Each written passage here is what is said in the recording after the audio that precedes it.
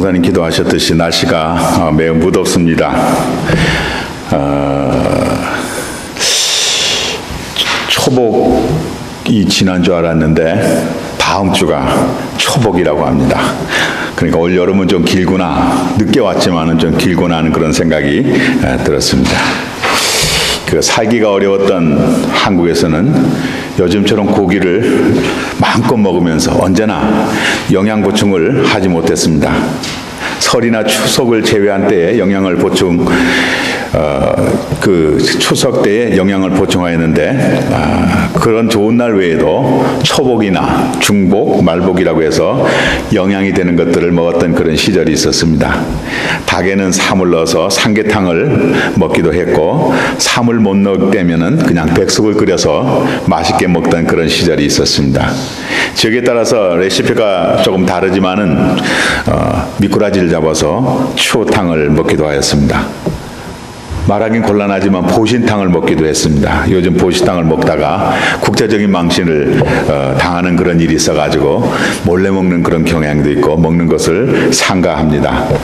제가 어렸을 때 한국 분들은 동아제약에서 나오던 바카스라는 약도 아니고 음료수도 아닌 것을 자주 마셨습니다. 어떤 분은 바카스를 너무 많이 마셔가지고 중독이 들었다 그렇게 이야기하는 분도 들었는데 병원을 방문할 때 손쉽게 사가지고 들고 가던 것이 바카스 박스였던 것으로 기억합니다.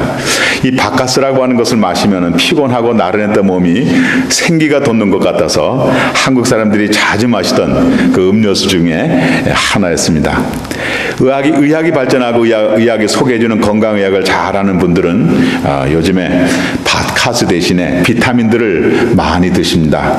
멀티바이타민들을 많이 드시고, 연세가 드신 분들도 이제 근력을 위해서 운동을 많이 하지만은 근력보다 중요한 것이 비타민 D, 그 다음에 비타민 D라 그렇게 이야기를 하는데, 비타민 D는 햇빛을 많이 쬐야 이렇게 얻는 것이고, 비타민 이 D3는 햇빛만으로는 되지 않고 그것을 비타민 D라고 하는 것을 사서 복용해야 한다 그렇게 이야기를 합니다. 우리가 연세가 드시면 낙상하는 거, 이게 떨어져서 다치는 이 골절되는 게 굉장히 어려운 일인데, 운동만 하지 말고 이제 의사들은 비타민 D나 비타민 D를 이렇게 우리 몸에 축적해야 한다 그렇게 이야기를 합니다. 오늘 본문에 젊은이들도 피곤해하고 장년들도 맥이 빠져서 비틀거린다 그렇게 표현을 합니다. 젊은 사람들 그리고 운동선수도 운동을 하거나 힘에 겨운 노동을 하면 힘이 빠져서 피곤해하고 비틀거릴 수밖에 없습니다. 그것이 인간입니다. 피곤한 분들, 맥이 빠진 분들이 원기를 보충하고 생기를 회복시켜주는 그것이 바로 영적 바카스다라고 하는 것을 알려주는데, 본문을 비롯해서 성경이 제안하는 영적인 바카스는 주님을 소망하는 것이다 그렇게 말씀합니다. 예전에 한국 분들이 흔히 마시던 동아제약의 바카스는 물론이고, 요즘 의학에서 권장하는 비타민 D나 비타민 D3보다도 성경이 알려주는 영적인 바카스는 이제 피곤을 물리치게 해주는 것은 물론이고, 새 힘을 얻어서 독수리가 날개를 치며 올라가서 하늘을 나는 듯한 그런 원기왕성하고 능력 있는 새 힘을 준다 그렇게 말씀을 합니다. 사람이 하나님을 소망하며 사는 삶이 그처럼 중요합니다. 자동차를 만든 사람이 자동차를 가장 잘 알듯이 사람을 하나님께서 만드셨으므로 사람이 건강하고 새 힘을 얻는 방법, 하나님이 알려주시는 방법이 가장 효과적인 것일 겁니다. 이 말씀이 맞다는 사실을 보증해 주는 말씀이 요한3서 1장 2절의 말씀입니다. 그 말씀을 기록한 사도 요한은 가룟 장로에게 영혼이 잘 되면 범사가 잘 되고 강건하게 됩니다 라고 알려주었습니다. 새 힘을 얻게 하는 영적인 바카스는 주님을 소망하는 것이라고 하는데, 이 소망이라고 하는 말을 예전에 사용하던 그 개역 성경 번역에서는 악망이라는 말을 사용했습니다. 악망이라는 단어를 사용했어요. 이 악망이라는 단어를 요즘 사람들은 거의 사용하지 않기 때문에 소망이라는 단어로 바꿔서 이제 기록했는데, 그 악망이라고 하는 뜻은 간절히 대망하며 기다린다는 뜻이 있습니다. 이 소망이라고 하는 원어는 카와인데, 카와라고 하는 단어에는 그 간절히 대망하며 기다린다는 뜻보다 먼저 함께 묶인다라고 하는 것, 바인딩 된다, 바인딩 투게더라고 하는 그런 의미가 있습니다. 카와라는 단어의 뜻을 찾아 알게 되면서 함께 묶인다, 간절히 믿고 기다린다는 두 의미를 모두 만족시키는 그런 사건이 생각이 났습니다. 야곱이 고향이며 형 에서가 여전히 살고 있는 바단 아람으로 돌아올 때 형 에서가 지금 고향으로 돌아오는 이 야곱의 일행을 향해서 무사 100명을 데리고 달려오고 있다라고 하는 소식을 야곱이 듣습니다. 야곱은 그 소식을 듣고 두려워서 거의 초조금이 됩니다. 야곱이 가장 마지막에 선택한 행동이 하나님을 만난 일이었습니다. 하나님을 만난 야곱은 말 그대로 죽으면 죽을 것이라는 비장한 각오로 하나님 앞에 나가서 기도를 합니다. 야곱은 외삼촌 라반을 떠나면서 이미 하나님을 경험했습니다. 외삼촌이 자기가 부자 된 것을 미워하자 고향으로 돌아갈 시기가 되었음을 느끼고 부인들에게 이제 우리가 때가 되면 우리 고향으로 돌아갑시다 라고 미리 말해두었습니다. 자, 그렇게 얘기했는데 때가 되었습니다. 양의 털을 깎을 시기가 되자 외삼촌이 멀리 있는 양들부터 털을 깎을 계획을 하고 먼 곳으로 떠나갔습니다. 적합한 시기로 생각하고 야곱은 아내들과 자녀를 데리고 자기가 본 양떼들을 모두 데리고 야반 도주하다시피 몰래 외삼집을 떠나서 고향을 향해 달려갔습니다. 이 사실을 외삼촌 라반이 나중에 듣고 야곱을 추격하였습니다. 3일 밤낮을 추격해서 다음 날이면 야곱 일행을 붙잡을 수 있는데, 바로 그날 밤에 하나님께서 라반의 꿈에 나타나셨습니다. 라반의 꿈에 나타나신 하나님께서 라반에게 자네가 오늘 잘된 것이 자네의 능력과 자네의 행운이라고 생각하는가? 그렇게 물으셨습니다. 라반은 아닙니다. 아닙니다. 그렇게 대답을 하자 하나님께서는 자네가 된 것이 야곱 때문인 걸 알지? 이렇게 확인시켜주고 더 이야기를 합니다. 만약 자네가 야곱의 길을 막는다든지 야곱의 몸에 손을 대거나 해코지를 하게 된다면 내가 자네를 보복하여 주겠다. 그렇게 무섭게 경고를 하셨습니다. 그런 무서운 경고를 들은 라반은 하나님을 두려워서 야곱 일행을 만났을 때 왜 그렇게 도망을 가?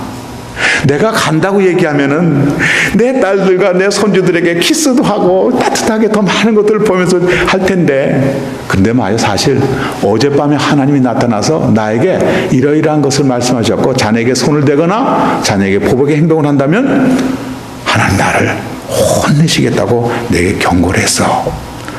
그런 이야기를 해준 거예요.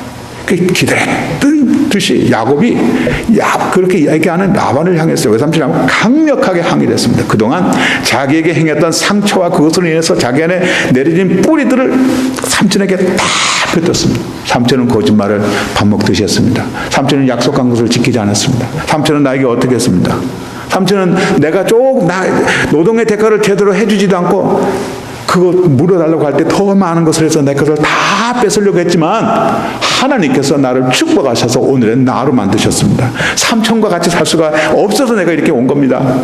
하나님의 백을 메고 큰 소리로 아주 그냥 자기 마음속에 있는 모든 상처와 쓴뿌리를 다 그냥 뱉었습니다.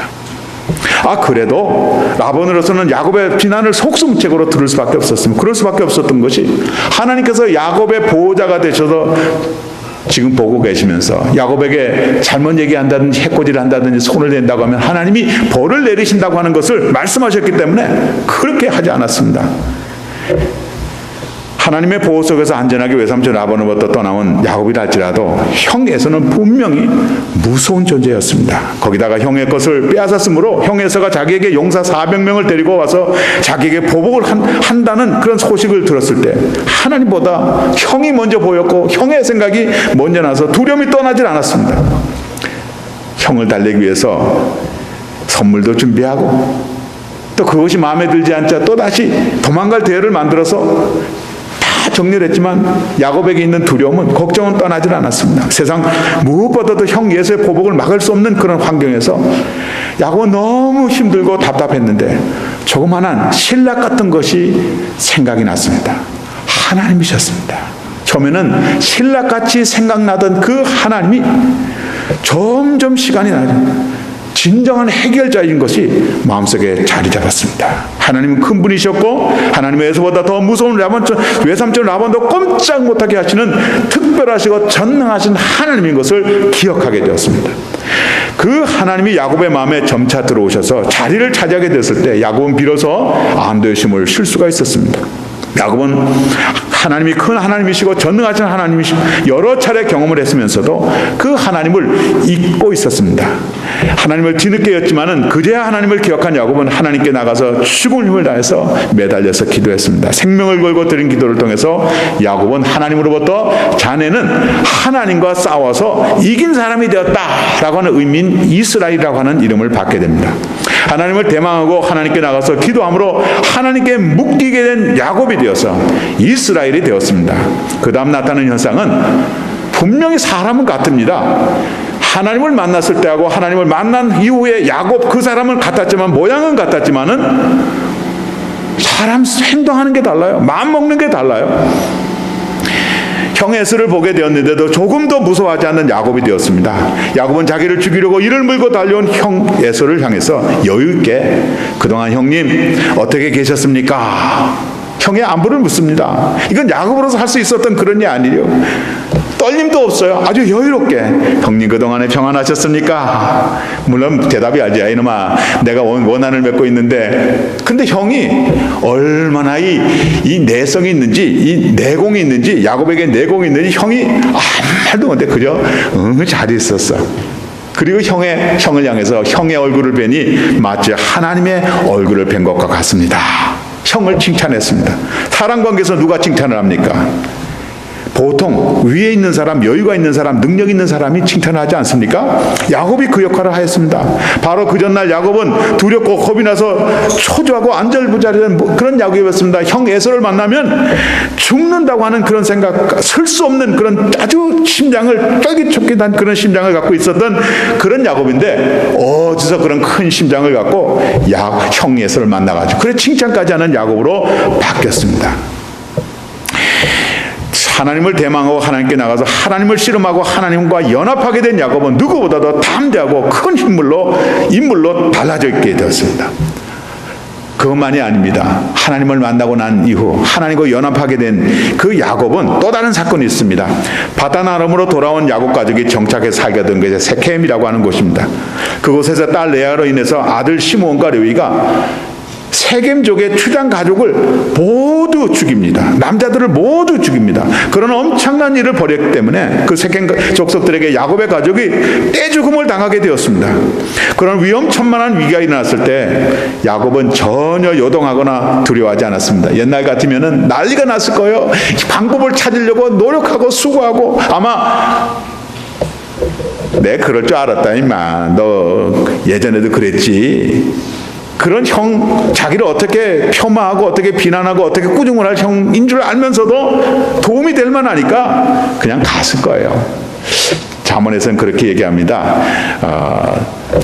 도움되지 못할 만한 사람을 붙잡는 것은 다리 저는 사람은 외족을 의지하는 것과 같다. 그렇게 얘기하는 야곱은 그런 사람이었어요. 도움도 안 되는 그런 사람에게 욕을 먹는지 분명히 알면서도 가서 머리를 뒤밀고 해결해 달라고 얘기하는 그런 사람이었는데 하나님을 만나고 하나님과 연합하고 난 다음에는 에서에게 도움을 청하지도 않았고 가지도 않았습니다. 물론 그런 일을 벌인 아들 시므온과 레위를 크게 나무랐습니다. 그리고 자녀들에게 자기 어려울 때 자기를 만나주신 하나님이 계신 그 베델로 나가자고 하면서 자녀들 모두를 베델로 데려갑니다. 하나님의 집 베델로 데려갑니다.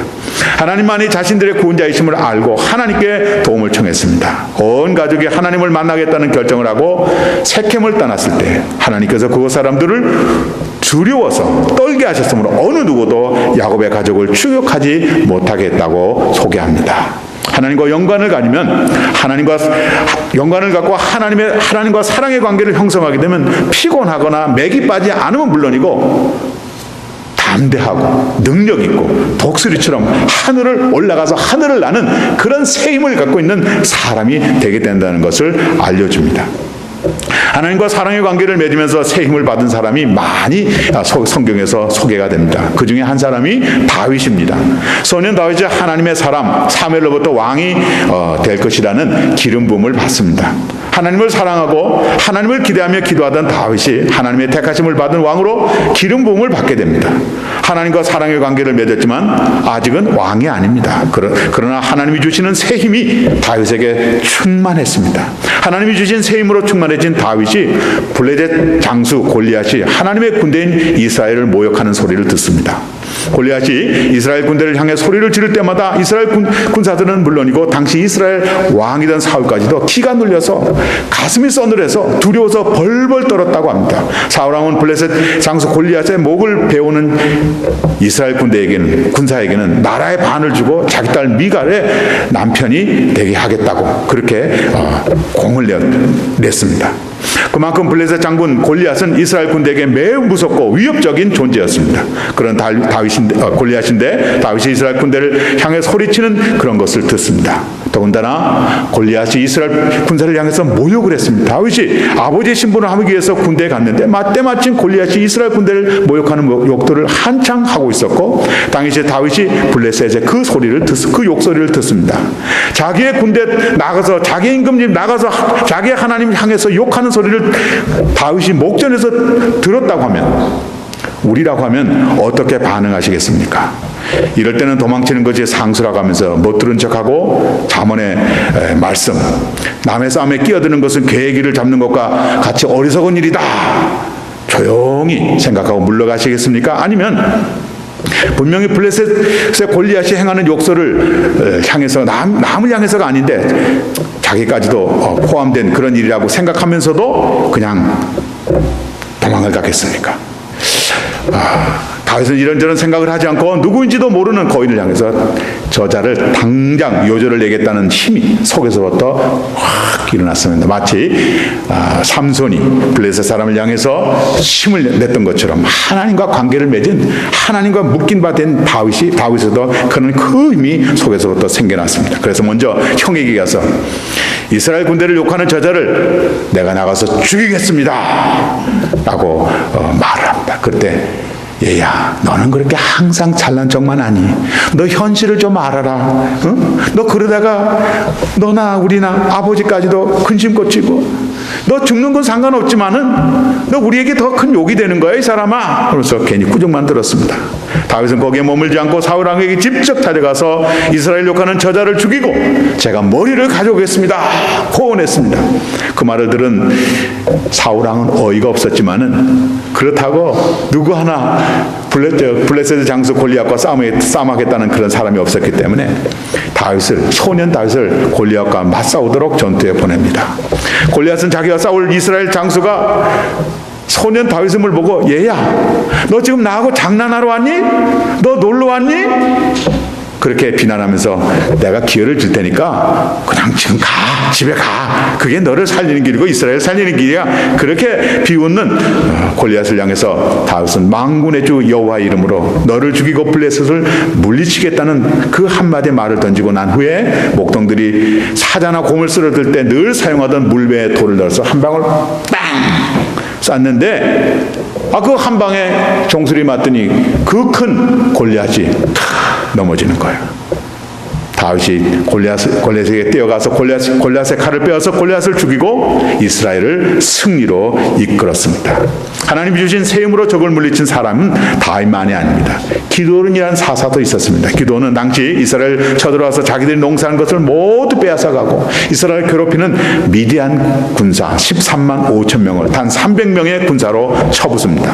물론 하나님께서 기드온과 기드온 용사가 직접 싸움을 하지 않고 횃불을 들고 나팔을 불게 하심으로써 대승을 거두게 하셨습니다. 그러나 자기들을 괴롭히던 미디안 군대와 대적할 수 있는 용감함은 바로 하나님께서 주셨습니다. 하나님과 사랑의 관계, 좋은 관계를 형성하게 되면 그분은 더 이상 두려운 존재가 없게 됩니다. 물론 피곤함과 나른함도 없게 됩니다. 사람이 살면서 피곤한 것도 있고 낙심되는 그런 일도 있지만 그런 것들이 있을 때 하나님을 알기 때문에 하나님께서 공급하시는 새로운 힘으로 또다시 원기를 회복하고 힘차게 살아가는 것이 하나님과 관계를 맺고 사랑의 관계를 맺으며 살아가는 사람의 당연히 낙심이 없습니다. 당연히 낙심이 없습니다. 좋지 않습니까? 그런 일이 우리에게도 있어야 하지 않겠습니까? 능력이 없던 사람, 낙심하던 사람, 피곤하고 두려워하고 걱정하고 근심하고 비탄하던 사람이 새 힘이 생겨서 희망이 넘칩니다. 용기가 있습니다. 성공을 합니다. 그 비결이 말씀대로 하나님과 사랑의 관계로 묶인 데에 있습니다. 하나님과 사랑의 관계를 맺게 되면 하나님께서 도우셔서 새 힘을 주시고 능력을 주시기 때문에 성공하는 사람이 되게 해주십니다. 대통령 선거가 요즘에 많이 있어요. 한국에서도 이제 있을 거고 올 말에는 미국에서 있을 거예요. 대통령으로 당선되게 하는 사람을 한국에서는 킹메이커라고 합니다. 우리나라에서 한때 호주 김윤환 씨를 킹메이커라고 하던 때가 있었습니다. 그분은 돌아가셨어요. 그래서 요즘에는 김종필 씨를 킹메이커로 생각하는 거 봅니다. 그래서 대통령 주자가 되려고 하는 사람은 다 돌아가시게 된 김종필 씨한테 가서 인사를 하고 자기의 뜻을 내비치고 도움을 주십사 그렇게 이야기를 합니다. 정말 사람이 킹메이커가 될 수 있었을까요? 킹메이커일까요? 그렇게 하다 보니 그렇게 되어서 자기도 모르게 킹메이커가 되었을 겁니다. 그러나 하나님은 분명히 말씀하십니다. 사람이 계획할지도 일을 이루는 분은 하나님이시다 말씀하십니다. 하나님께서 생각하시고 지명하신 그 사람이 왕이 되게 하십니다. 다윗이 왕이 된 것도 그렇고 북왕국 이스라엘의 초대왕이 여로보암이 된 것도 그렇습니다. 다윗은 양을 치는 소년이었고 여로보암은 공사판에서 노동을 하던 그런 사람이었습니다. 그런 하나님과의 사랑의 관계를 맺게 되고 맺은 사람이 사회말로 가장 행운을 얻은 사람입니다. 그 하나님과 어떻게 사랑의 관계를 맺을 수 있을까요? 성경은 얘기합니다. 어렵지 않습니다. 하나님은 언제나 우리가 하나님과 사랑의 관계로 들어오라고 문을 열고 계시기 때문에 그렇습니다. 우리를 향해 문을 열고 계신 하나님이 누구신 줄 알면 아마 하나님과의 관계를 더 맺으려고 사랑의 관계를 더 맺으려고 사모하면서 가까이 할 것입니다. 하나님이 누구이신지를 본문 28절과 29절에서 소개합니다. 하나님은 영원하신 분이십니다. 하나님은 땅 끝까지 창조하신 분입니다. 하나님은 피곤을 느끼지 않으시고 지칠 줄을 모르십니다. 지혜가 무궁하십니다. 그 하나님은 피곤한 사람에게 힘을 주시고 기운을 잃은 사람에게 기력을 주시는 분이시고 그 하나님께서 사람에게 희망을 주시는 분이십니다. 라고 하는 말씀을 하십니다. 미국 사람들이 좋은 것을 모두가 설명을 하고 난 다음에 제안할 때 How about that? 이라는 표현을 How about that? 이라고 하는 표현을 합니다. 내가 이렇게 좋은 걸 했는데 어떻게 생각하지? 그 사람에게 기쁨을 주기 위해서 나는 표현이죠. 자신에게 새 힘을 주시고 능력 있는 사람, 성공하는 사람으로 이끌어주는 하나님과 사랑의 관계를 맺는 것을 어떻게 생각하십니까? 그럴 때 Why not? Why not? 시편 시인은 시편 33편 12절에서 하나님께서 그의 기브로 선택한 백성은 복이 있습니다 라고 소개하였습니다. 예수님께서는 그 능력이 많으시고 좋으신 하나님의 백성이 되는 길이 바로 나를 통해서 되는 길이라고 알려주셨습니다. 우리들이 암송해오는 1월달 암송구절에 요한복음 14장 6절에서 나는 길이고 진리고 생명입니다. 나를 거쳐야만 아버지께로 가서 아버지와 관계를 맺고 사랑의 관계를 맺고 아버지와 묶인 단계가 됩니다 라고 하시면서 사랑, 아버지, 능력 있는 하나님, 전능하신 하나님, 창조주 하나님과 관계를 맺는 방법을 알려주셨습니다. 그리고 계시록 3장 20절에서 보세요 내가 문 밖에 서서 문을 두드리고 있습니다. 누구든지 내 음성을 듣고 문을 열면 나는 그에게로 들어가서 그와 더불어 먹고 그는 나와 함께 먹을 것입니다 라고 알려주셨습니다. 그래서 바울은 사도행전 16장 31절에서 주 예수를 믿으십시오. 그러면 당신과 당신의 집이 구원을 받게 됩니다. 구원을 받는다고 하는 것은 천당 가는 것뿐만 아니라 구원을 받는 것은 이 세상에 살아가는 동안 하나님과 관계를 맺어서 새 힘을 얻고 독수리처럼 하늘을 나는 그런 능력 있는 삶을 산다는 말씀입니다. 여러분 예수님을 자신의 주로 믿으십니까? 그러면 일단은 됐습니다. 예수님을 주로 믿으면 자동으로 하나님과 사랑의 관계를 맺게 됩니다. 예수님 안에 하나님이 계시고 성령 하나님이 계시고 성령 하나님 안에 예수 그리스도가 계시고 하나님께서 계시기 때문에 관계를 맺으면 사랑의 관계가 형성되게 됩니다. 두 번째 단계는 자기의 영적인 에너지, 영적인 바카스를 주시는 하나님이심을 깨닫고 기억해서 하나님을 찾아서 기도하면 하나님과 그런 관계를 통해서 새 힘을 얻게 됩니다. 하나님께 드리는 기도는 종교적으로 의무적으로 드리는 기도가 아닙니다. 죽으면 죽으리라는 마음으로 힘과 뜻과 생명을 걸고 드리는 기도를 말합니다. 매번 그렇게 드리라는 그런 기도는 아니지만은, 그러나 내가 적어도 하나님의 힘으로, 하나님이 주시는 새 힘으로 새로운 삶을 살겠다는 마음으로 관계를 갖고자 한다고 하면, 하나님과 깊은 관계로 묶이고자 한다면 목숨을 드리는 기도를 드릴 수 있어야 합니다. 마치 야곱이 자기를 죽이러 다가오는 형 에서에게 구원해달라고 하나님께 처절하게 해드렸던 그 기도, 그리고 자기와 민족을 살려달라고 하면서 금식하면서 죽으면 죽겠다는 각오로 기도했던 에스더와 모르드게와 같은, 그리고 민족의 모든 민족을 해서 기도했던 그런 유대 민족과 같은 그런 기도를 드려야 합니다. 그러면 하나님께서 기도를 들으시러 그분에게 오십니다. 내 안에 계시는 하나님이 자신의 하나님이심을 깨닫고 기억이 되면 하나님을 대망하며 하나님께 나가시기 바랍니다. 그리고 힘을 다해, 그리고 뜻을 다해, 목숨을 다해서 기도해 보십시오. 그럼 하나님께서 이제 됐다 라고 말씀하실 때까지, 주님 도와주신다고 말씀하시기에는 절대 안 됩니다. 저는 주님을 떠날 수 없습니다. 땀을 흘리고 눈물을 흘리면서 기도해 보십시오. 히스기야 왕이 나왔던 그런 놀라운 역사가 있게 될 것입니다. 우리 잘 알았지? 히스기야 왕이 죽을 병에 걸렸습니다. 죽을 병에 걸렸으니까 힘들어요. 내가 생각할 때 앞이 깜깜해. 병이 들었는데 희망이 생기지가 않아. 아수르 사내리백에서부터 그 어려운 위험에서부터 내가 헤어났는데 개인적으로 병이 들었는데 깜깜한 거예요. 어떻게 되겠어요?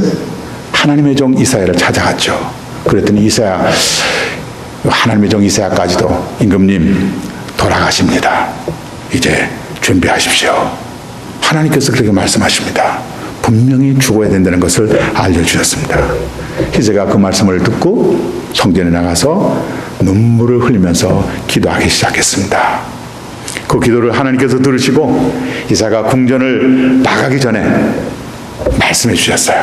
내가 저의 눈물의 기도를 들었다. 저의 생명을 15년 연장시켜 주겠다는 말씀을 전하게 하시고 바로 가서 이 사실을 알리라. 그렇게 말씀해 주셨습니다. 지금은 원로 목사가 되셨는데, 몇 년 전에 원로 목사인데, 한국 가시면 인천 주안 장로교회 나겸일 목사님이라고 하는 분이 계십니다. 아마 아시는 분은 아실 거예요. 이분이 오래전에 한 30년 그 전에 아주 심한 병에 걸렸어요. 잘생겼죠. 키도 크죠. 그랬던 분이 죽을 병에 걸리셨어요. 그래서 온 교회가 금식하고 또 돌아가면서 기도하고 막 이렇게 하는데 낫지가 않아요. 목사님이 생각할 때 참 형편없죠. 목사가 돼가지고 교인들을 위해서 기도해 주는 건 물론 그렇게 기도해 줘야 되는데, 이건 기도를 받으면서 목사라고 하는 사람이 이제 죽어가는 거예요. 배상 말라가지고 시 안 보여요. 언제 죽을지 몰라요. 그때 사모님 또 그 주변에 와 계시던 교인들을 다 물리치시고 자기 혼자 하나님 앞에 죽으면 죽으리라는 마음으로 기도를 하기 시작했답니다. 그 내려가지도 못하고 물도 못 마시는 그런 분이니까 다 죽게 돼서 힘을 다해서 그냥 땀을 흘리면서 엎드려서 그냥 떨어져가지고 그런 기도를 했는데 잘하고 어르신들이 잘하고. 그러더니 자기도 모르게 그냥 어디서 힘이 났는지 침대에서 잠을 푹 자고 났는데 그다음부터 물이 먹게 되고, 그다음에 음식을 먹게 되고, 아주 목회도 잘하게 되고, 끝까지 잘해서 건강은 회복된 것은 물론이고 그런 하나님의 은혜로 새 힘을 얻어서 원로 목사까지 되고 아주 한국에서 유명한 그런 목사님이 되셨다는 간증을 하십니다. 우리들 중에도 힘을 다하고 목숨을 다해 눈물로 하나님께 기도를 드린 분이 계실 겁니다. 그런 분들은 분명히 하나님의 능력을 경험하실 겁니다. 우리들 중에는 기도를 드리면서 하나님을 경험하지 못한 분들이 있을 것입니다. 하나님을 대망하며 하나님께 나가서 힘을 다하고 목숨을 다하고 내가 죽으면 죽겠다는 마음으로 눈물을 흘리면서 기도를 드려보십시오. 그러면 하나님께서 오셔서 알았다. 내가 너의 기도를 들었다. 내가 너를 도와주겠다. 내가 너를 나의 오른손으로 붙잡고 도와주겠다. 그런 말씀을 들으실 때까지 눈물을 흘리고 철야로 금식으로 기도해 보십시오. 나는 죽겠습니다. 하나님 기도하다가 죽습니다. 이거 얼마나 좋습니까? 우리가 많이 살아야 100살이라고 얘기하는데 100살 되기 전에 하나님을 만나서 내가 확고한 도장을 딱 찍어내. 그 기도하다가 죽으니까 얼마나 좋아요. 그런 마음으로 기도해 보십시오. 하나님께서 무명하여서 내가 오른손으로 너를 붙잡아준다. 그런 말씀을 들을 거예요. 그 목사를 통해서도 또 하나님 살려주셨다. 하나님 도와주신다는 그런 말씀을 들으실 겁니다. 하나님의 사랑의 관계를 형성하셔서 그분을 돕겠다는 그 말씀을 듣는 그 순간 그분의 삶이 편하게 됩니다. 이상해요. 풀렸던 관계, 깨어있던 관계가 풀려지게 돼요. 아주 그냥 나았던 병이 해결이 되게 돼요.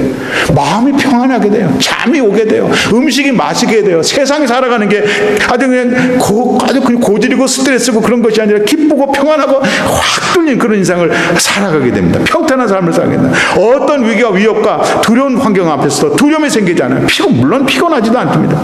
하나님의 능력이 그렇게 강합니다. 근데 하나님이 오른손으로 붙잡는다고 하는 것은 하나님의 능력으로 내가 너를 도와주겠다는 그런 말씀이기 때문에 이게 엄청난 파워가 있습니다. 예. 그래서 고린도전서 10장 하나님은 우리들이 감당할 시험을 주시고 시험 당할 쯤에 피할 길을 주십니다 라고 알려주셨습니다. 우리 마음에는 잘 될 것이라는 확신을 주십니다. 그래서 내 영혼이 잘됨처럼 보험사고 잘 되고 강건하게 될 것이라는 그런 마음이 확 들게 됩니다. 예수님을 주로 믿고 사랑의 관계를 이루신 분들은 저를 따라해 주십시오. 내가 이제 하나님과 나는 사랑의 관계를 맺고 있어 라고 하는 분들은 저를 따라하십시오. 내가 잘 될 것을 믿습니다.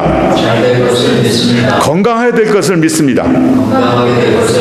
아멘입니까? 네, 하나님과의 사랑의 관계를 맺지 못한 분들도 저를 따라해 주십시오. 나는 예수님을 주로 믿고 내 마음에 모시고 싶습니다.